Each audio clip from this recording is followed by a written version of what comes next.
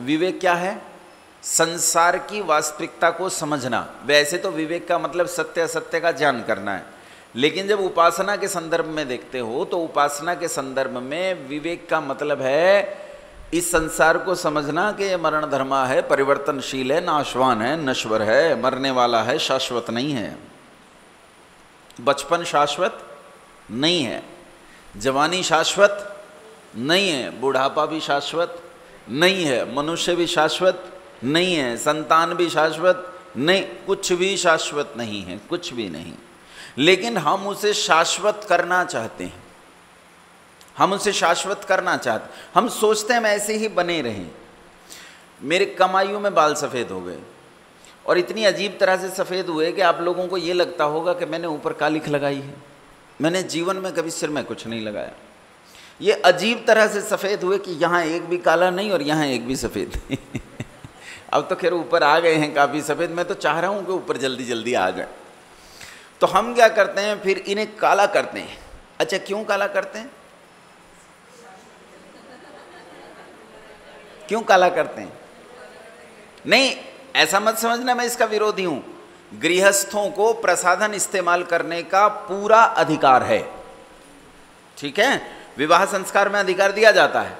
आप बाल कटा सकते हैं, काले कर सकते हैं, सफ़ेद कर सकते हैं, नीले पीले लाल जैसे समझ में आए वैसे कर सकते हैं। लिपस्टिक लगाना, नेल पॉलिश लगाना, जो आप करना चाहें वो कर सकते हैं, क्योंकि इसका अधिकार विवाह संस्कार आपको देता है। जब तक आप गृहस्थ हैं आपको इसका भरपूर अधिकार है कि आप। लेकिन हम एक साधक के दृष्टिकोण से अगर देखें तो हम बाल सफ़ेद काले क्यों कर रहे हैं? क्यों करते हैं? हम आयु छिपाना चाहते हैं। यानी छिपाना मतलब हम जवान बने रहना चाहते हैं। मन की इच्छा क्या है? हम क्या बने रहते हैं? इसके लिए कुछ लोग नेचुरल संसाधनों का इस्तेमाल, व्यायाम करते हैं, शरीर को स्वस्थ रखते हैं, पानी ज़्यादा पिएंगे, नींबू वाली चाय पिएंगे ताकि डिटॉक्स हो जाए बॉडी, त्वचा थोड़ी चमकदार रहे, अच्छी रहे। तो वो कुछ नेचुरल कुछ कृत्रिम, लेकिन चाहते क्या है?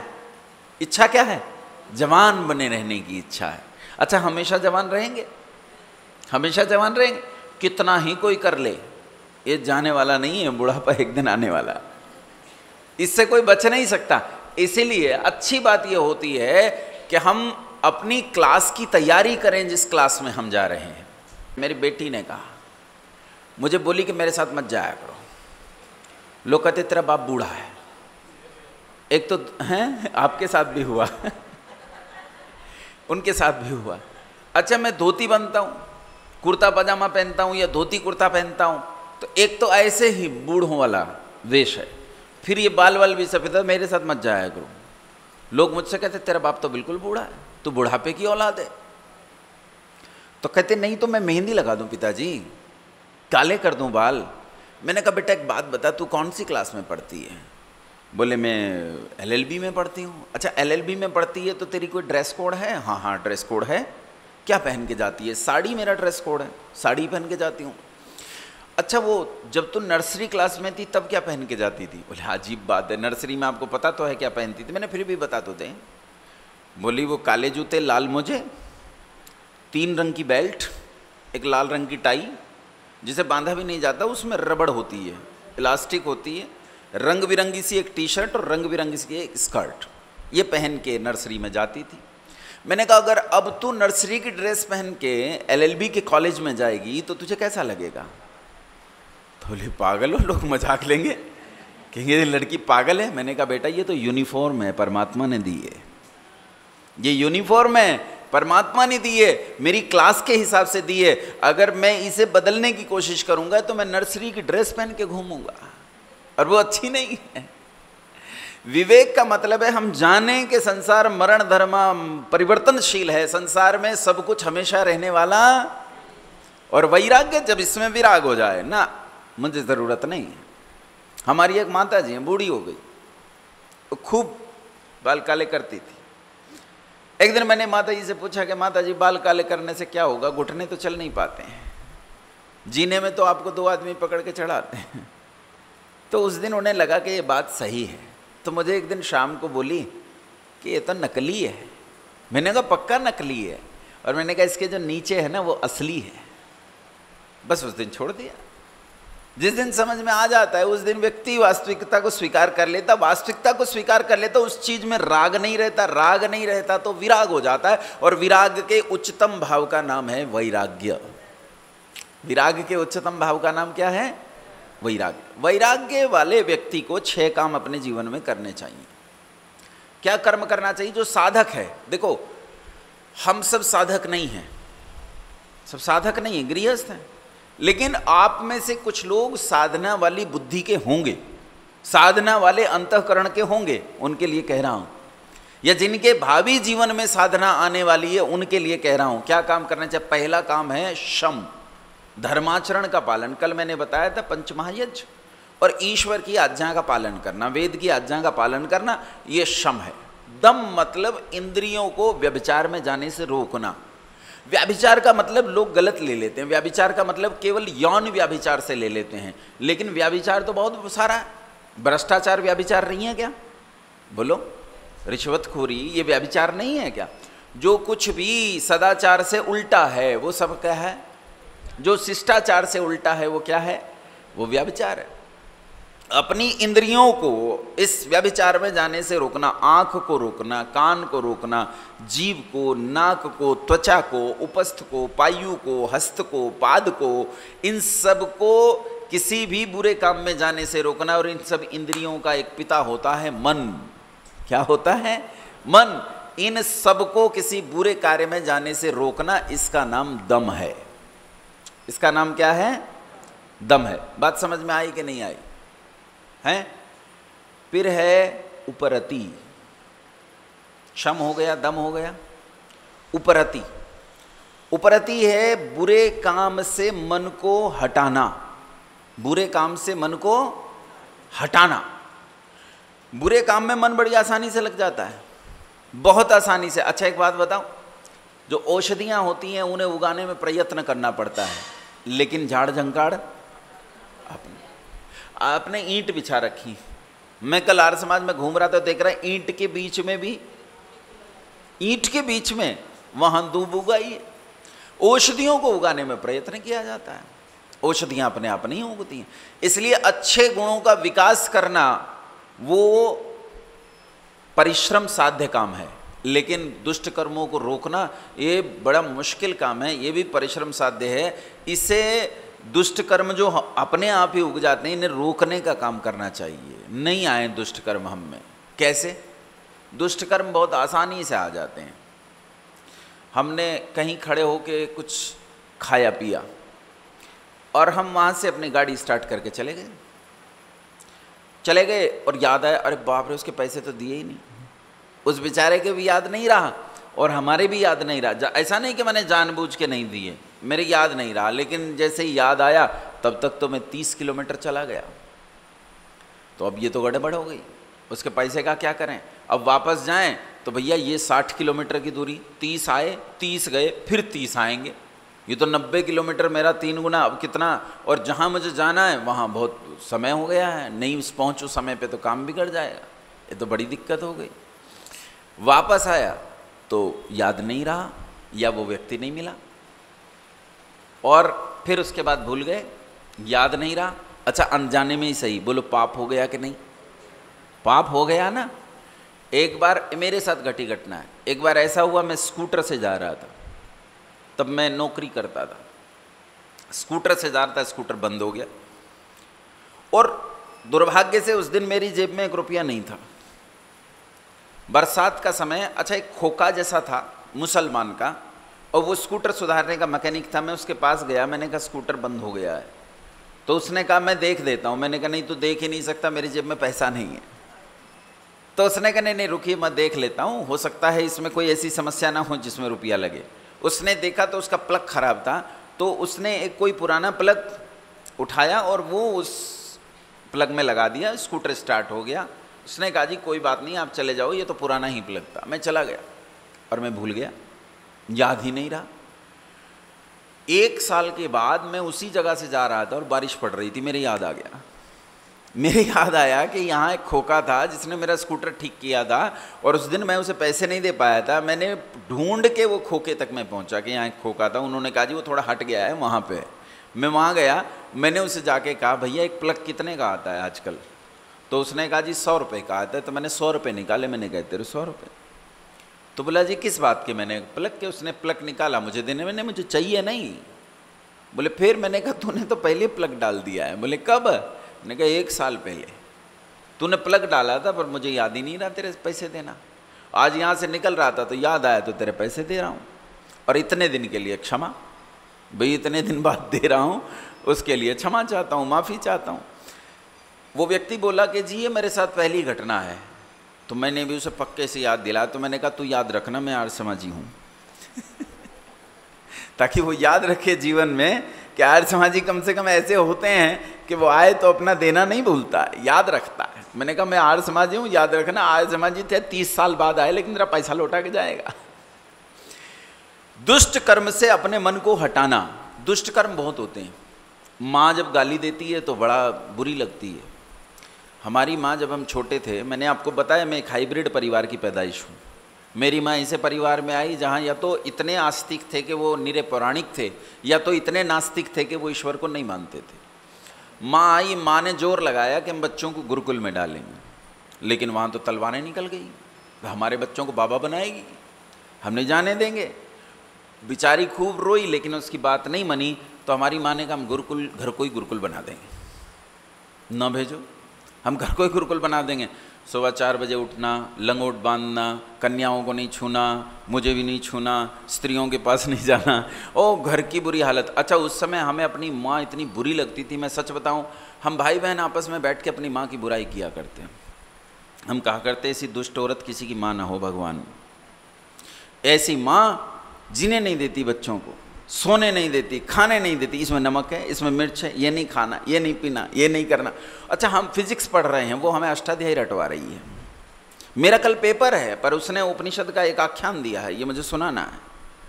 यह अजीब समस्या है, ये कहाँ से हमारे पल्ले पड़ गई? इसने हमारा खून पी लिया, इससे कैसे जान बचाएं? शिकायत लगाते, लेकिन उस हिटलर के सामने किसी की नहीं चलती थी। अब क्या करें, हमें बहुत बुरी लगती थी, लेकिन फिर वो मर गई। और आज जब मैं इस आयु में हूँ तो मैं कहता हूँ मुझे जीवन में परमात्मा ने अगर कुछ दिया था तो वो मेरी माँ दी थी, उसके अलावा कुछ नहीं। उससे सुंदर वस्तु थी ही नहीं। तो वो जो मन में दुष्ट विचार आता है माँ के खिलाफ, ये मेरे लिए बुरा काम कर रही है, इस दुष्ट विचार से अपने मन को हटाना, ये उपरति है। दुष्ट कामों से अपने आप को हटाना, दुष्ट विचारों से अपने आप को हटाना, दुष्ट लोगों से, दुष्ट स्थानों से अपने आप को बचाना, सब जगह से हटाना दुष्टों से, इसका नाम उपरति है। समझ में आया? तितिक्षा, सहन करना। तितिक्षा मतलब सहन करना, सुख दुख, क्षुधा तृषा, इन सब में रहते हुए भी आपको अपना मार्ग नहीं छोड़ना। मोक्ष की आकांक्षा, मुक्ति की इच्छा नहीं छोड़नी है कि मुझे मुक्त होना है, इसमें बने रहना है। श्रद्धा, श्रद्धा 2 शब्दों से मिलकर बना है, श्रत और धा। श्रत कहते हैं सत्य को, श्रत किसे कहते हैं? और धा का मतलब धारण करना। सत्य को धारण करने का नाम क्या है? जो जैसा है उसके प्रति वैसा ही भाव रखना, इसका नाम श्रद्धा है। समझ रहे हो? निंदा और स्तुति में अंतर होता है। जो जैसा है उसे वैसा ही कथन करना, इसे स्तुति कहते हैं, और जो जैसा है उसे वैसा ना कह के उसमें कुछ और आरोपित करना, इसे निंदा कहते हैं। यह डेस्क लोहे की बनी है, यह क्या है? इस डेस्क की निंदा है। क्यों? क्योंकि डेस्क किस चीज की बनी है? लकड़ी की बनी है। और मैं क्या कह रहा हूं? लोहे की बनी है। मैं कहता हूं यह डेस्क सोने की बनी है, यह डेस्क सोने की बनी है। तो मैंने कितनी बड़ाई कर दी, लेकिन ये बताओ स्तुति की कि निंदा की? क्या कर दी मैंने? निंदा कर दी है। एक आदमी, शराबी आदमी मर गया, शराब पीकर किडनी खराब हुई, मर गया। उसके मरने के बाद लोग उसके घर जाकर कहते हैं जी बहुत भला आदमी था। मैं बोला ये तो गुंडा था, तो क्यों इसे भला कह रहा है? ये तो बदमाश आदमी था, अच्छा आदमी नहीं था। ये उसकी स्तुति है। और वो जो कह रहा है ये भला आदमी था, ये क्या है? उसकी निंदा है।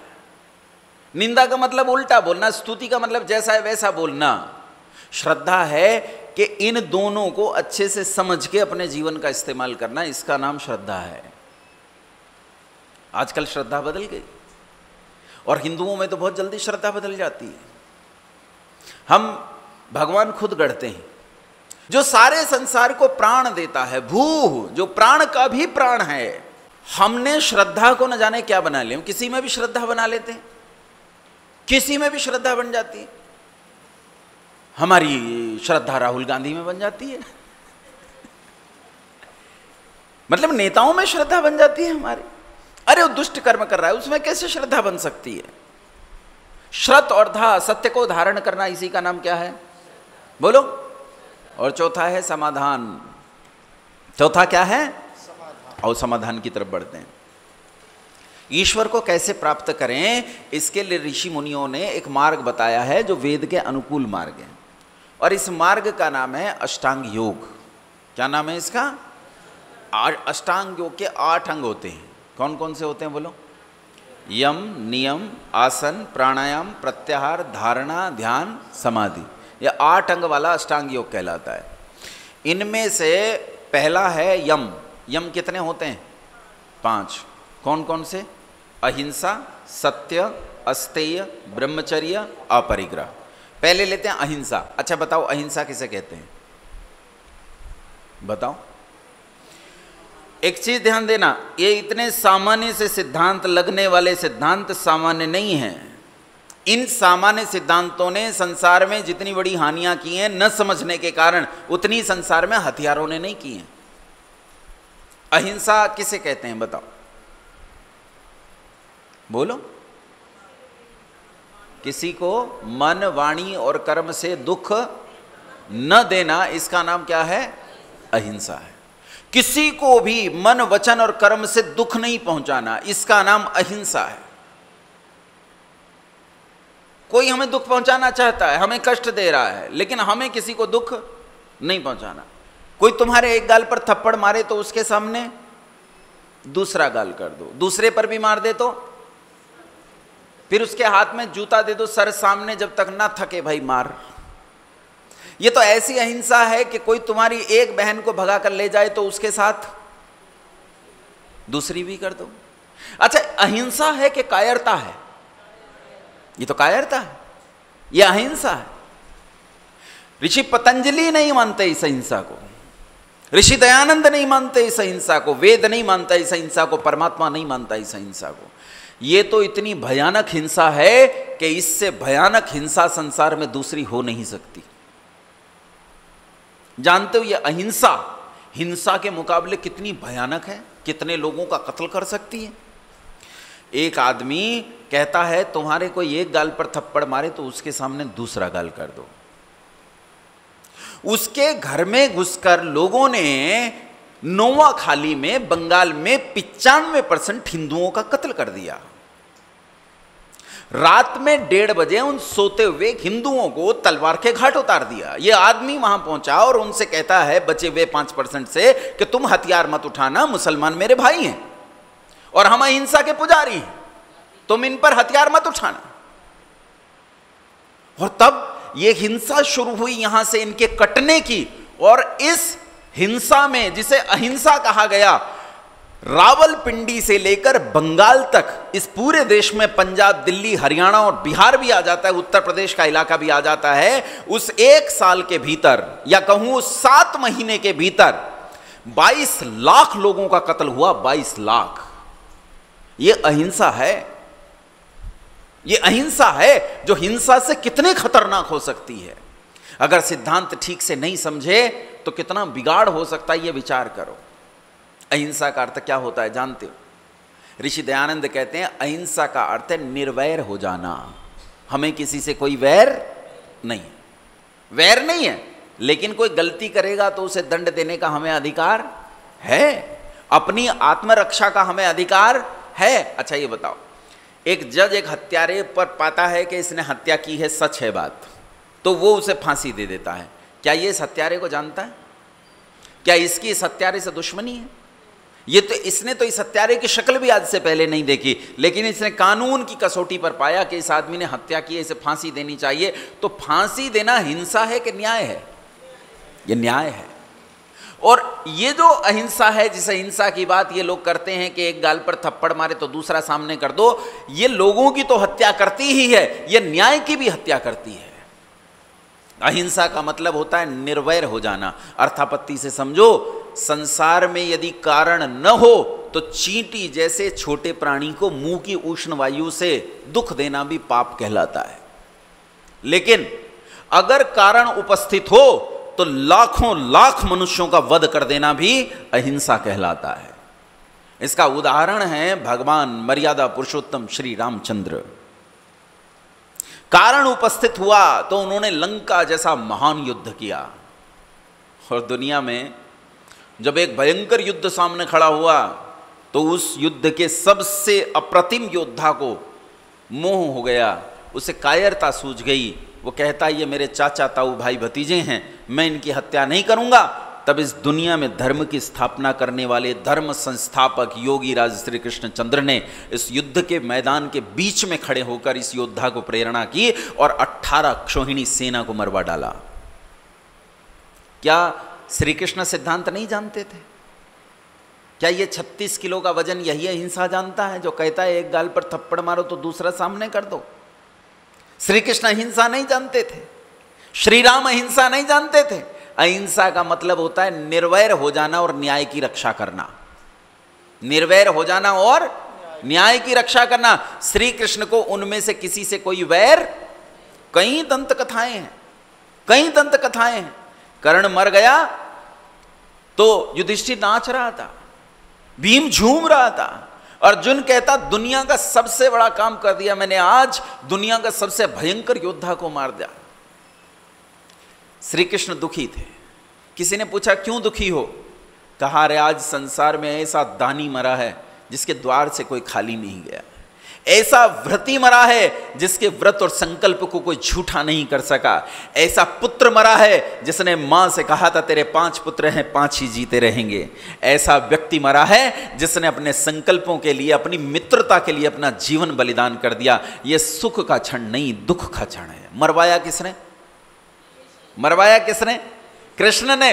रथ का पहिया जब फंस गया और दुर्योधन वो कर्ण जब उसे निकालने लगा तो अर्जुन ने गांडीव रख दिया। श्री कृष्ण कहते हैं क्यों रख दिया गांडीव? बोले जी वो निहत्था है। बोले ज्यादा शिक्षा मत दे, मुझे शिक्षा मत दे, ये निहत्था है तभी तक मर सकता है, जिस दिन हत्था होगा उस दिन नहीं मरेगा। गांडीव उठा और इसका सिर काट दे, दूसरा कोई उपाय तेरे पास नहीं, नहीं तो ये मरने वाला। एक तो बड़ी मुश्किल से मरवाया वो बूढ़ा, परशुराम के 2 ही तो शिष्य थे इस युद्ध में, एक पितामह भीष्म और दूसरा कर्ण। बोले ये दोनों मर गए तो समझ लेना तू युद्ध जीत गया, क्योंकि जब तक परशुराम का नाम भी इस युद्ध में रहेगा और तेरे विरुद्ध रहेगा तो तू युद्ध नहीं जीत सकता, मार डाल। मरवाया किसने? श्री कृष्ण ने। और रोया कौन? श्री कृष्ण। इसका मतलब श्री कृष्ण का कर्ण से कोई वैर नहीं था। किस लिए मरवाया? न्याय के लिए। किस लिए मरवाया?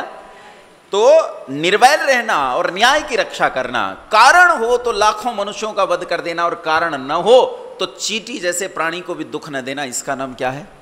अहिंसा। सत्य किसे कहते हैं?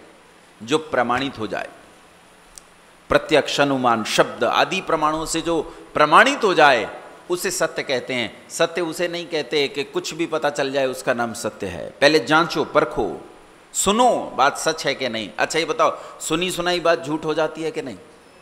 और आंखों देखी भी झूठ हो जाती है कि नहीं? झूठ हो जाती है आंखों देखी भी। इसलिए पहले प्रमाणित करो और जानो कि वास्तविकता क्या है, तब उसे सत्य कहते हैं। अस्तेय, चोरी नहीं करनी। क्या नहीं करनी बहन जी? चोरी नहीं करनी। चोरी करती हो? नहीं करती? कभी कभी वॉशिंग मशीन में कपड़े धोते हुए चोरी करते हो कि नहीं करते? नहीं करते। अच्छा वो डकैती है। ये कह रहे हैं हम चोरी नहीं करते, हम बता देते हैं भैया उसमें 10,000 रुपये निकले तो मैंने रख लिए, तेरी हिम्मत नहीं है कि मांग ले मुझसे। तो चोरी नहीं कहते, इसे डकैती कहते। अच्छा चोरी किसे कहते हैं ये बताओ? चोरी किसे कहते हैं? बिना पूछे दूसरे की वस्तु का उपयोग करना, इसी का नाम क्या है? चोरी। आप ये करते हो कि नहीं करते? आप दुकान पे गए मूंगफली लेने के लिए, एक ठेली वाला खड़ा है और आप मूंगफली खरीदने गए हो। आपने उससे पूछा क्यों भाई क्या भाव दी मूंगफली? जब तक भाव पूछा तब तक 100 ग्राम अच्छा बताओ चोरी है कि नहीं है? चोरी से भी आगे है, चोरी है और सीना जोरी है, चोरी है और सीना जोरी है। तो वो जो रात में आता है ना छिपके अंधेरे में चोर और आपका सामान उठा के इस्तेमाल कर लेता है, वो जो चोरी कर रहा है, ये जो चोरी है, उसे तो आंखों की शर्म है, अंधेरे में आता है और आपको वो भी नहीं। माँ ने कहा, बच्चों की बताता हूं, माँ ने कहा जा बेटा करेले ले आ। क्या लेने भेजा माँ ने? करेले। वो दुकान पे गया सब्जी वाले की और जाके पूछता गाजर क्या भाव दी? खरीदनी नहीं है गाजर, खरीदने क्या है? करेले। लेकिन 3 गाजर खाने के बाद करेले खरीदेगा। ये चोरी है। और चोरी को इस हद तक अपने दिमाग से निकालो कि तुम जूते पहनकर आए हो, तुम्हें यहां से उठकर लघुशंका के लिए जाना है, तो तुमने किसी की चप्पल पड़ी हुई देखी, चप्पल पहनी, लघुशंका करके गए, वापस आके निकाल दी, लेकिन तुम्हारी इच्छा उस चप्पल को रखने की नहीं थी, वो भी मने करने वाला नहीं था, फिर भी आपने बिना पूछे दूसरे की वस्तु का उपयोग किया, तो क्या कहलाएगी? चोरी कहलाएगी। मन, वाणी और कर्म तीनों प्रकार से चोरी को छोड़ दो। मन से किसी के पदार्थ को लेने की इच्छा नहीं करनी। आजकल तो चोरी का बाकायदा व्यापार है। कैसे व्यापार है चोरी का? आजकल बड़े बड़े शॉपिंग मॉल खुले हुए हैं, तो शॉपिंग मॉल में बच्चे खरीदने जाते हैं। मैंने कहा ये तो खरीदने जा रहा है, तुम लोग क्यों जा रहे हो इसके साथ? बोले हम विंडो शॉपिंग करेंगे।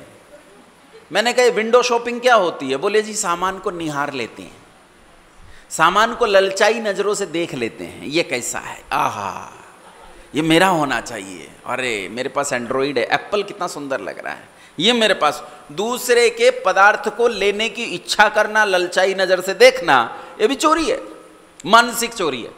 कैसी चोरी है? और वाचिक चोरी, बात को घुमा फिरा कर कहना, बात को घुमा फिरा कर कहना। बच्चे से पूछो तुमने ये सामान तोड़ा है क्या? तो कहेगा सुबह जब मैं सो के उठा। अरे नालायक, ये बता तोड़ा है कि नहीं तोड़ा है? कहां से शुरू कर रहा है? अब पता नहीं कहां कहां घुमाएगा आपको। मैं स्कूल गया था, वहां टीचर मिली थी, उसने ये किया था। अरे तू ये बता ये तोड़ा कि नहीं तोड़ा? बात को घुमाना फिराना, इसका नाम क्या है? चोरी। अच्छा ये बच्चे ही करते हैं कि बड़े भी करते हैं? बड़े भी करते हैं, बड़े भी करते हैं। बहन जी कह रही हैं हम चोरी नहीं करते। नोटबंदी में जब 500 के नोट बंद हुए और 1000 के नोट बंद हुए, उस समय पता है महिलाओं की तिजोरियों से लाख लाख रुपए निकले। पति ने पूछा ये कहां से आए? बोले अब ये ना पूछो, बदल लो बदल लो, तुम्हारी 13 तुझको अर्पण, क्या लगे मेरा। कह रही जी तो बहुत कर रहा है कि ना दूं, लेकिन समस्या ये नहीं देने पर भी तो मेरे किसी काम का नहीं रहेगा, इसलिए वो दे दिया। किसी भी तरह से चोरी नहीं कर। अच्छा तुम पति को बताकर रख लेती हो, तब ये चोरी नहीं रहती, सच में नहीं रहती। तुम पति से कहती हो जी ये आपकी जेब में से 3000 रुपए निकले थे और 3000 रुपए की मुझे ज़रूरत है, मैं रख लेती हूँ। पति की हिम्मत नहीं है वो तुमसे मांग ले, है ना, तो वो कह देगा रख लो, तो ये चोरी नहीं रही अब। लेकिन पूछो, अहिंसा, सत्य, अस्तेय, ब्रह्मचर्य, ब्रह्मचर्य कहते हैं वीर्य निग्रही होना। शरीर में जो कुछ खाते हो ना, जब वो 7वें चरण पे पहुंचता है तो उसे धातु कहते हैं, वीर्य कहते हैं। इस वीर्य को इच्छा से नष्ट नहीं करना, इसे शरीर में संरक्षित रखना, सुरक्षित रखना, इसी का नाम ब्रह्मचर्य है। इच्छा से नष्ट नहीं करना। ब्रह्मचर्य 4 प्रकार का होता है। पहला ब्रह्मचर्य ब्रह्मचारी के लिए जो 25 साल गुरुकुल में रहता है, इसके लिए तो उपस्थों को छूना भी मना है। ये मिर्च नहीं खा सकता, ये कोई ऐसा पदार्थ नहीं खा सकता जिससे शरीर में वीर्य की हानि हो जाए, कुछ भी देख नहीं सकता, स्त्री की आवाज़ सुन नहीं सकता, मुख से स्त्री का नाम नहीं लिख सकता, आंख से देख नहीं सकता है। ऐसी ब्रह्मचारिणी के लिए, वो पुरुष के लिए ऐसा नहीं कर सकती है। तो वो ब्रह्मचारी और ब्रह्मचारिणी जब गुरुकुल में रहता, बहुत कठोर ब्रह्मचर्य है वो। समझ में आया? ऐसा ही कठोर ब्रह्मचर्य सन्यासी के लिए भी होता है, लेकिन सन्यासी के लिए एक लाभ की बात है कि उसकी इंद्रियां कमजोर हो जाती, तो उसे ये सहयोग मिल जाता है। अब बचे 2, गृहस्थ और वानप्रस्थी। गृहस्थ को संतानोत्पत्ति के लिए वीर्य दान देने का अधिकार है, लेकिन संतानोत्पत्ति से पृथक व्यभिचार करना वो ब्रह्मचर्य का नष्टीकरण हो जाएगा। और फिर वानप्रस्थी, वानप्रस्थी स्त्री के संग रहता है, लेकिन पूरी तरह सन्यासी की तरह रहता है। तो अपने अपने आश्रम में रहते हुए अपने अपने आश्रम के ब्रह्मचर्य का पालन करना चाहिए। समझ में आई बात? श्री कृष्णचंद्र महाराज कहते हैं कि श्रेयान स्वधर्मो विगुण परधर्मो भयावह। श्रेयान स्वधर्मो विगुण, अपना धर्म अगर अच्छे से अवगुंठित न भी हो तो अपना धर्म अच्छा है, और परधर्मो भयावह, दूसरे का धर्म अच्छा नहीं। कुछ लोग कहते हैं क्या उस समय भी कई धर्म थे? क्या श्री कृष्ण के समय में भी कई धर्म थे? हाँ थे। कितने धर्म थे? 4। कितने धर्म थे उस समय? 4। पहले धर्म का नाम था ब्रह्मचर्य आश्रम, दूसरे धर्म का नाम था गृहस्थ, तीसरे का वानप्रस्थ और चौथे का सन्यास। का अपने धर्म में रहो, तुम गृहस्थ हो तो कहाँ रहना है? गृहस्थ में। वानप्रस्थ में ताक झांक नहीं करनी, और अगर तुम सन्यासी हो तो कहाँ रहना है? सन्यास में। गृहस्थों में ताक झांक नहीं। आजकल ऐसे सन्यासी हैं वो गृहस्थ में से नहीं निकलता, ऐसे वानप्रस्थी वो गृहस्थ में से नहीं निकलता। वानप्रस्थ ले लिया है, सन्यास ले लिया है, लेकिन घर छोड़ने को तैयार नहीं है। बस कपड़े ले लिए, बस वैसा दिखाने वाला काम करता वरता कुछ नहीं। इसे कहते हैं ब्रह्मचर्य 100 साल का होता है। कितने साल का? अपने अपने आश्रम को व्यवस्थित रखते हुए उसमें ब्रह्मचर्य का पालन करना। और उसके बाद क्या आता है? क्या? अहिंसा, सत्य, अस्तेय, ब्रह्मचर्य, अपरिग्रह। आवश्यकता से अधिक वस्तुओं का संचय नहीं करना। देखो पुरुष लोग इस बात को काफ़ी हद तक पालन करते हैं। इन विचारों को अगर एक पैंट कमीज की ज़रूरत हो भी तो टालते रहते हैं, फिर देखेंगे अभी कहाँ इतनी ज़रूरत है। ये 2 तो चल ही रही हैं। पत्नी कहती है ये घिस गया, कहाँ घिसी है, ठीक है चल रही है। लेकिन स्त्रियां अलमारी में 10 साड़ियां रखी हैं ऐसी जो अब तक पहनी नहीं है, लेकिन 11वीं साड़ी पर उसकी नजर है। अलमारी से गिर रही हैं बाहर, वो अलमारी खोलते ही बाहर गिर पड़ती हैं। ये भी सच कह रही हैं। हाँ, पैर छू रही हैं, कह रही हैं और बहनें ले आओ हमारी। बहन जी कह रही हैं वो साड़ियां अलमारी में से गिरकर पैर छूती हैं कि भैया और साड़ियां ले आओ। अच्छा, जेवर कभी पहनती नहीं है, कभी शादी ब्याह में पहनती है, बाकी तो चोर उचक्कों से छिपा के दबा के रखती है। लेकिन इच्छा यह है कि दुनिया का सारा जेवर मेरे ही पास हो। यह अपरिग्रह है। एक नेता मर गई, उस पर भ्रष्टाचार का आरोप लगा था, तो उस समय गिरफ्तार हुई थी। क्या नाम था? जयललिता। 9000 साड़ियां उसकी अलमारी में से बरामद हुई। कितनी? मैंने कहा मुझे वो साड़ियां नहीं देखनी, मुझे वो अलमारी देखनी है जिसमें 9000 साड़ी रखी थी। मैं कहता हूं अच्छा खासा शोरूम भी इतना बड़ा नहीं होगा जितनी जयललिता की साड़ियों का कमरा होगा। इसे कहते हैं परिग्रह। और जब आप जितनी आवश्यकता हो उतना संचय करते हो, इसका नाम क्या है? अपरिग्रह। अब पुरुषों पे आता हूं, ये तो स्त्रियों की बात है। पुरुषों के साथ समस्या क्या है? वो परिग्रही तो नहीं होते, ज्यादा चीजों का संचय तो नहीं करते, लेकिन वो क्या करते हैं? वो सोचते हैं अरे खाम पैसा खर्च करना है, एक कमीज है तो इसे रात में धो लेंगे, सुबह पहन लेंगे। इसे कहते हैं कंजूसी।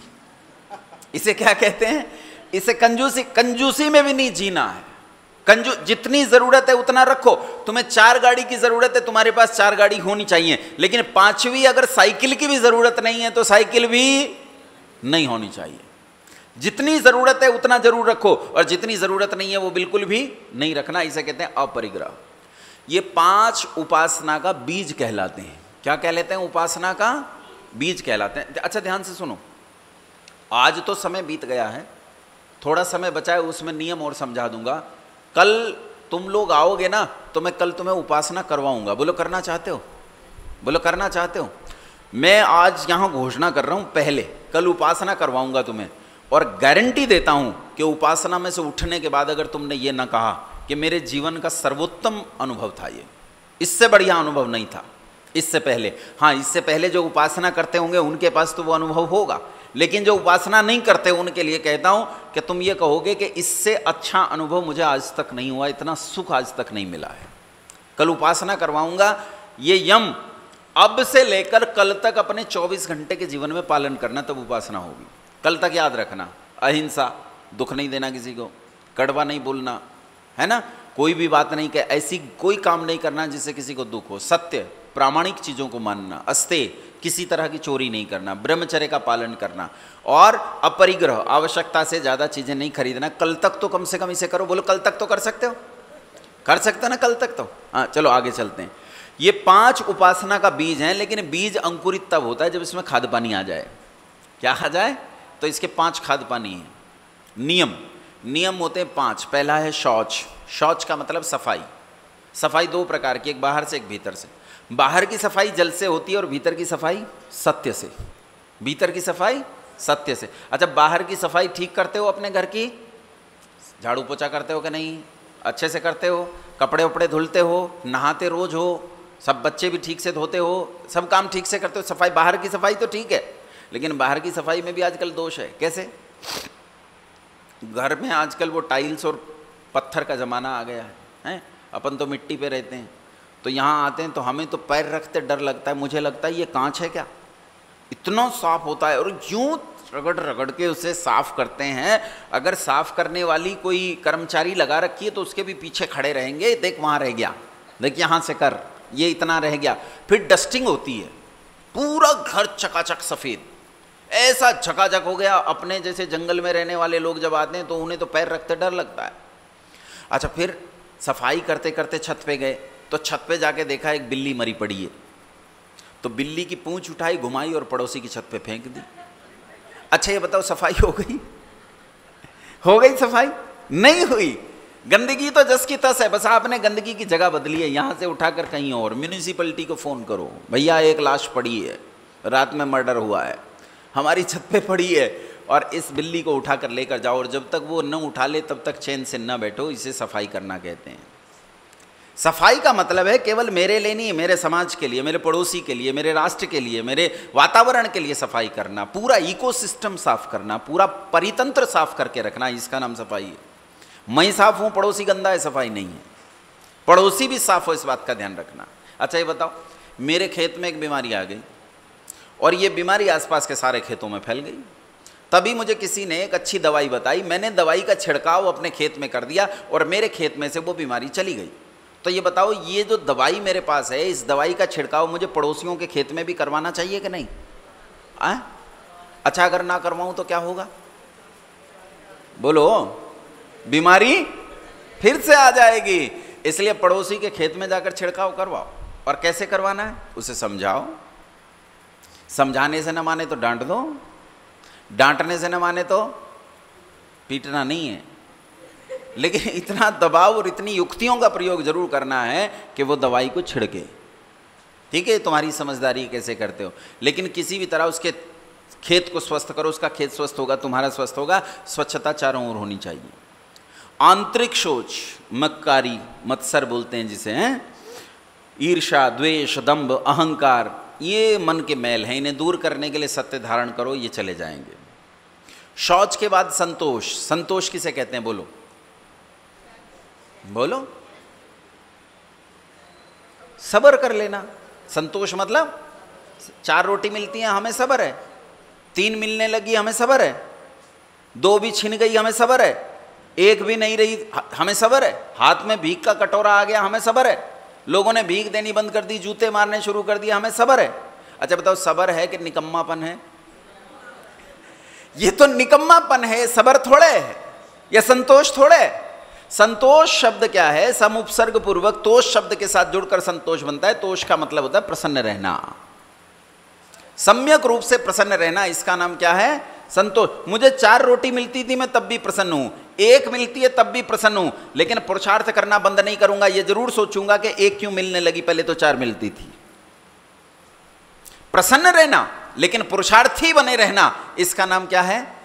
संतोष।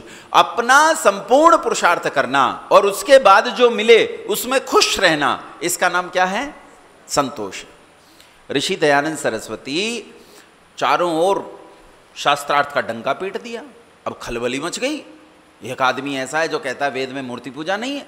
फर्रुखाबाद में एक आदमी उनके पास आया, उसने कहा कि वेद में मूर्ति पूजा है। ऋषि दयानंद ने कहा नहीं है।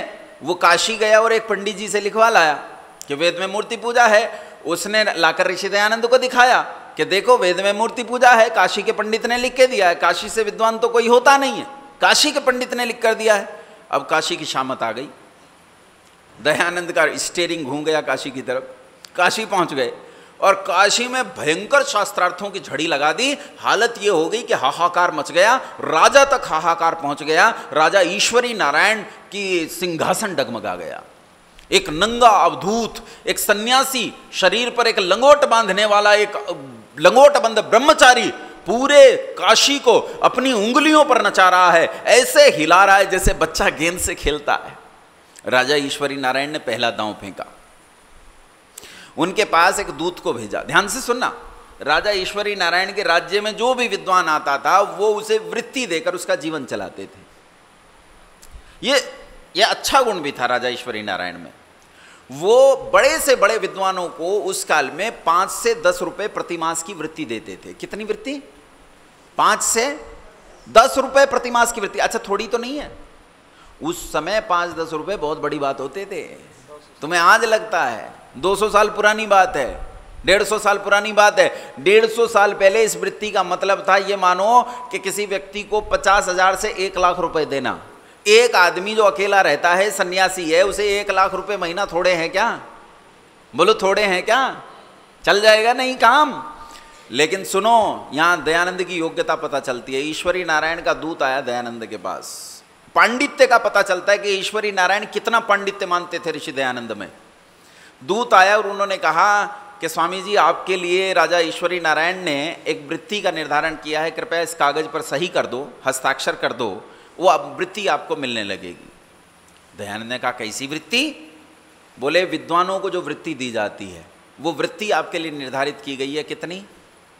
100 रुपया प्रति मास। अगर उन्हें 50,000 मिलते थे तो ऋषि दयानंद को 10 लाख। इतनी वृत्ति राजा ईश्वरी नारायण ने भेजी कि इतनी वृत्ति आपके लिए निर्धारित की जाती है। दयानंद बोला, लेकिन किस लिए? उसने कहा, महाराज, आप जीवन जीते हो, आपको कपड़ों की जरूरत है। बोले, नहीं है, नहीं है कपड़ों की जरूरत, मैं तो लंगोट बांधता हूं। बोले, महाराज, सर्दी में? बोले, हमेशा। बोले, किसी मकान में रहता हूं? बोले, पेड़ के नीचे रहता हूं। तो कह रहे, खाता तो होगा कुछ है, रोटी तो खाएगा? बोले, सन्यासी हूं, भिक्षा मांगता हूं, 2 घरों से भिक्षा मांगता हूं, मिल जाए तो ठीक है, नहीं तो उपवास। क्या जबरदस्त संतोष है, और कितना प्रसन्न चित्त व्यक्ति है, हैं? सैकड़ों लोग शास्त्रार्थ में सामने बैठे, लेकिन चेहरे से मुस्कान नहीं हटी। सारा दिन धूर्तता और मक्कारी की। अगले दिन, उस दिन तो धूर्तता और मक्कारी से घोषणा कर दी कि दयानंद हार गया। अगले दिन सारे अखबार छपे पड़े थे दयानंद की दिग्विजय से, दयानंद की उस विजय से शास्त्रार्थ की। सारा संसार जानता था कि शास्त्रार्थ में दयानंद जीता है, और वो 1,000 वो सैकड़ों नपुंसक हारे हैं, वो 50,000 नपुंसक हारे हैं। ये जीता है, ये अकेला जीता है। संतोष का मतलब है प्रसन्न रहना। क्या रहना? पुरुषार्थ छोड़ना नहीं। अपने पुरुषार्थ को तो 10 गुना बढ़ा दो, इसे संतोष कहते हैं। तप किसे कहते हैं? तप किसे कहते हैं? द्वंद्व सहन करना। द्वंद्व कई होते हैं संसार में, सुख दुख, अमीरी गरीबी, हानि लाभ, सर्दी गर्मी, ये सब होते हैं। द्वंद्व जोड़े जो होते हैं, दोनों में खड़े रहते हुए भी सत्य और वेद के मार्ग को नहीं छोड़ना, ये तप है। स्वाध्याय, अतीन्द्रिय विषयों का पढ़ना और पढ़ाना। ये जो ग्रंथ रखे हैं यहाँ, इन ग्रंथों को नित्य पढ़ना और पढ़ाना। हाथ खड़े करो, कितने लोग हैं जो प्रतिदिन 1 घंटा स्वाध्याय करते हैं, अतीन्द्रिय विषयों को पढ़ते हैं? सत्यार्थ प्रकाश, ऋग्वेद आदि, भाष्य भूमिका, सांख्य दर्शन, योग दर्शन पढ़ते हैं। स्वाध्याय नहीं है, उपासना कहां से आएगी? ईश्वर प्रणिधान, हर समय यह मानना कि मेरे चारों ओर ईश्वर मौजूद है, हर समय मैं ईश्वर में विचरण कर रहा हूं, ईश्वर मुझे देख रहा है, ईश्वर चेतन है, मुझे जानता है। जब इस ईश्वर प्रणिधान की स्थिति में रहते हो तो ये 5वां नियम है। 100 से अधिक देशों में देखा जाने वाला, सर्वाधिक लोकप्रिय और सबसे अधिक फॉलोअर्स के साथ पूरी दुनिया में आर्य समाज के विचारों का प्रचार करने वाला एकमात्र चैनल वैदिक प्रचार।